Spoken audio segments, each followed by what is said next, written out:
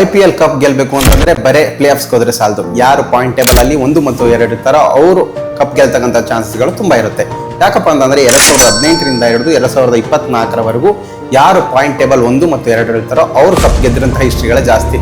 ಆದ್ರೆ ಇದರ ನಡುವೆ ಒಂದೇ ಒಂದು ಎಲಿಮಿನೇಟರ್ ಪಂದ್ಯ ಆಡಿ ಅದನ್ನ ಫೈನಲ್ಗಳು ಗೆದ್ದಿರ್ತಕ್ಕಂಥ SRH. ಅದೇ ರೀತಿಯಾಗಿ ಯಾರು 1 ಮತ್ತು 2 ಇರ್ತಾರೋ ಅವ್ರಿಗೆ ಗೆಲ್ಲೋ ಚಾನ್ಸಸ್ ಜಾಸ್ತಿ. ಯಾಕಪ್ಪ ಅಂತಂದ್ರೆ ಅವರು ಒಂದು ಮ್ಯಾಚ್ ಸೋತ್ರೆ ಮತ್ತೊಂದು ಆಡ್ತಕ್ಕಂಥ ಚಾನ್ಸಸ್ಗಳು ಇರುತ್ತೆ.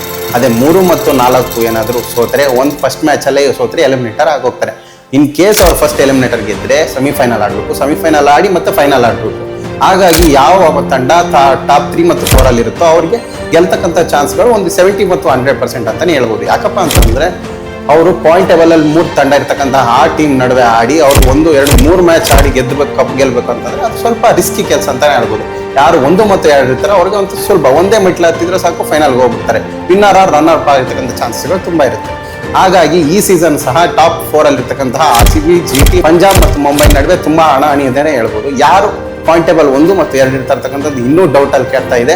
ಅದೇ ರೀತಿಯಾಗಿ ಈ ಬಾರಿ 2025ರ ಕಪ್ ಯಾರು ಗೆಲ್ತಾರೆ, ಅದೇ ರೀತಿಯಾಗಿ ಯಾರು ಪಾಯಿಂಟ್ ಟೇಬಲ್ 1 ಮತ್ತು 2 ಇರ್ತಕ್ಕಂಥದ್ದು ನಿಮ್ಮ ಅನಿಸಿಕೆ ಅಂತಕ್ಕಂಥ ಕಮೆಂಟ್ ಮಾಡಿ ತಿಳಿಸಿ.